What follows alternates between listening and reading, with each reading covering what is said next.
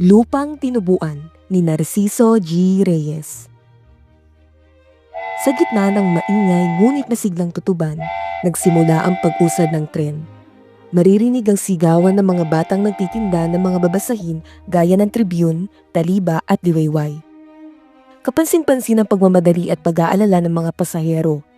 May mga nagpapaalala sa bababaan, may nagbibilin na huwag bibitawan ang bagahe dahil sa mga magnanakaw at may mga naghihiwalay na mag-asawang nangakong susulat araw-araw. Sa wakas, tumakbo na rin ang tren. Lulan sina Danding, Tia Juana at Tio Goryo. Naiwan sa likod ang gulo at init ng tutuban. "Hay, salamat at tayo nakatulak na rin. Kay init doon sa istasyon," sabi ni Tia Juana. Samantala, si Tio Goryo ay tahimik na nakadungaw at nagmamasid sa tanawin. Ang galaw ng tren ngayon ay mabilis, tila pintig ng pusong walang alinlangan. Muling nasalita si Tia Juana. "Ang namatay ay ang tatainong mo, pamangkin ng iyong Lola Asyang. Mabait siyang tao noong siya'y nabubuhay pa." Nakaramdam ng lungkot si Danding para sa di nakikilalang kamag-anak at naalala rin ang kanyang ama nang marinig ang pangalan nito na lumaki sa Malawi. Nagsimulang magtanong si Danding sa kanyang tiya. "Ano ang anyo ng nayong iyon? Mayaman o dukha? Liblib o malapit sa bayan?" Habang nagkukwento ang kanyang tiya, lumitaw sa isip ni Danding ang kaaya-ayang larawan ng nayon at tumusbong ang pambihirang pananabik. Sa wakas, ay narating nila ang Malawi. Sa unang tingin, walang pinagkaiba ang nayon sa iba pang lugar sa kalagitnaang Luzon. Napapalibutan ng daang makitid, paliko-liko, natatalukapan ng makapal at manilaw-nilaw na alikabok. May matatayog na puno ng kawayan, mangga, niyog at akasya. Karamihan sa mga bahay ay pawid, luma na at sunog sa araw ang dingding at bubong. At sa ibabaw ng lahat, nakangiti at puno ng ningning ng umaga, ang bughaw, maaliwalas at walang ulap na langit. Pabirong sinabi ng kotsero, "Walang maganda rito kundi ang langit." "Hindi naman po," ang marahang tugon ni Danding. Pilit niyang pinaglabanan ng pagkabigo. Hindi ito ang kaaya-ayang larawang nabuo sa isip niya nung siya'y nasa tren. Naalala niya sa mga nayong tulad nito, isinilang ang mga bayani ng lahi tulad ni Del Pilar. Sa ganitong bukid sumikat ang diwa ng kabayanihan ng Himagsikan laban sa mga Kastila. Ang alaalang iyon ang nakaaliw sa kanya. Hindi inaasahan ni Danding ang dami ng mga taong sasalubong sa kanila, kirami pala niyang kamag-anak doon. Walang patid ang pagpapakilala ni Tia Juana kila Lolo Tasio, Lola Ines, mga pinsang sina Juan, Celing, Maria at Asias, si Nana Bito at Tata Enteng. Sunod-sunod ang yukod, ngiti at halik ng kamay. Napilitan si Danding na sumunod sa kaugalian. Ang lahat ng tao sa bahay ay tila pawang kamag-anak niya. "Mabuti na lamang at likas sa saratang ilong ko, kung hindi ay pulpul na marahil ngayon," ang naisaloob na lamang ni Danding. Dahil sila lang ang galing sa Maynila, napakok kina Danding ang pansin ng lahat. Umugong ang kamustahan at sunod-sunod na nagtanong tungkol sa kanyang amang may sakit at sa kanyang ina na mag-isang bumubuhay sa kanilang pamilya. Sinikap ni Tia Juana na saluhin ang mga tanong. Alam niyang ang kasawian ng ama ay isang sensitibong sugat sa puso ni Danding. Ngunit nagulat siya dahil si Danding mismo ang sumagot. Magaan ang bibig at palagay na ang loob sa piling ng mga bagong kamag-anak. Ngunit nagbago ang lahat. Napawi ang ingay sa labas nang pumasok si Danding sa silid ng burol at dinama ang katahimikan ng kamatayan. Dahan-dahan siyang lumapit sa kabaong. Nakita niya ang mukha ni Tata Inong. Maputi, kaaya-aya at may bahagyang pagkakahawig sa kanyang ama. Bigla siyang nakaramdam ng awa at lungkot sa namatay. Pagkatapos ng sandali, marahang pinaalalahanan ni Tia Juana si Danding.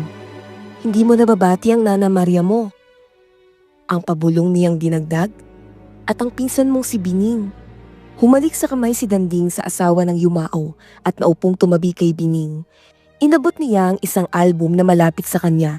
Binuksan ito, napaisip sa mahiwaga at makapangyarihang kaugnayan ng dugo na nagbubuklod sa kanila. Di nagtagal, matapos mananghalian ay nanaog siya at nagtungo sa bukid. Naghahanap ng katahimikan sa ilalim ng kawayan. Nakita ni Danding si Lolo Tasio na nagkakayas. Sinabi ng matanda na may pagkakatulad si Danding sa kanyang ama. Parehong balisa sa gitna ng karamihan. Mas gusto ang pag-iisa at kung magsalita ay tila matanda na. "May mga sandali pong kailangan ng tao ang mapag-isa," sagot ni Danding sa matanda. Nagsimula nang magtanong si Danding tungkol sa kanyang ama. Ipinagmalaki ni Lolo Tasio na siya mismo ang nagbaon ng inunan at gumawa ng mga unang laruan ng ama ni Danding dahil maagang naulila ito sa ama. Inilarawan niya ang kabataan nito habang nakaturo sa bukid kung saan pinagpapaliparan niya ng saranggola, ang pita kung saan ang pagkahulog niya sa kalabaw at kanyang nilingon ang punong mangga na kanilang kinatatayuan kung saan ang pinagtaguan ng kanyang ama noong kainitan ng himagsikan. Ibinunyag din ni Lolo Tasio ang lihim na kapiliwan ng ama nito. Ang pagsulat niya ng unang tula para sa dalagang nakilala sa bayan na hinahangaan niya ang ganda. Napangiti si Danding nang malaman na ang pag-ibig na iyon ang naging sanhi ng pagtungo ng ama sa Maynila matapos silang mahuli sa mandala ng palay. Marami pang gustong itanong si Danding kay Lolo Tasio, ngunit naalala niya ang patay at ang mga tao sa bahay, kaya unti-unti niyang pinutol ang kanilang pag-uusap at iniwan ng matanda sa mga alaala nito. Pagbalik niya, tinanong siya ng pinsan nito kung ano ang kanyang pinapanood sa bukid. Sagot niya, ang araw. Habang pinipikit ang mga matang naninibago sa agaw dilim na tila nakalambong sa bahay. Sa kanyang paglalakad, patungo sa libingan sa gilid ng simbahan, naalala niya ang sumpa ng Diyos kay Adan at ang batbat sakit na pagkakawalay ng tao, na kamatayan lamang ang makapupunla. Habang tinitingnan ng mga puntod, nagunita niya ang alabok ng kanyang mga ninuno, ang mga labi ng mga taong minsang nabuhay, nagmahal at nangarap. Magaan ang pagyapak ni Danding sa malambot na lupa. Sinisikap niyang huwag masaling kahit ang pinakamaliit na halaman bilang tanda ng paggalang. Nang handa na ang hukay, binuksang muli ang kabaong upang muling masulyapan ng mga naulila ang muka ng yumaong mahal sa buhay. Sa sandaling iyon, nabasag ang katahimikan at naghari ang mga impit na hikbi at makadurog pusong pananangis na pumuno sa paligid. Pinagtiin ni Danding ang kanyang mga bagang at pinigilan ang pagluha. Ngunit hindi niya napigilan ang pag-agos ng luha sa kanyang mga mata. Saglit na nag-ulap ang kanyang paningin dahil sa matinding dalamhati at tila pati siya ay dumaranas ng isang uri ng kamatayan. Mabigat ang kanyang dibdib. Kaya dahan-dahan siyang lumayo at naunang bumalik sa bahay. Nang makita niyang may mga tao pa roon, palihim siyang nagtungo sa bukid upang mapag-isa. Lumubog na ang araw at ang abuhing kamay ng takip silim ay unti-unting bumabalot sa paligid. Tumigil siya sa tabi ng mga kawayan, pinahid ang pawis at huminga ng malalim. Sa katahimikan ng bukid, tila kamay ng isang inang humahaplos ang malamig na hangin na dumampi sa kanyang noo. Umupo siya sa lupa. Ipinikit ang mga mata, itinukod ang mga palad at hinayaang maglaro sa kanyang muka ang banayad na simoy ng hangin.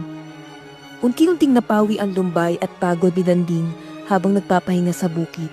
Sa simoy ng hangin may halimuyak ng lupa at palay.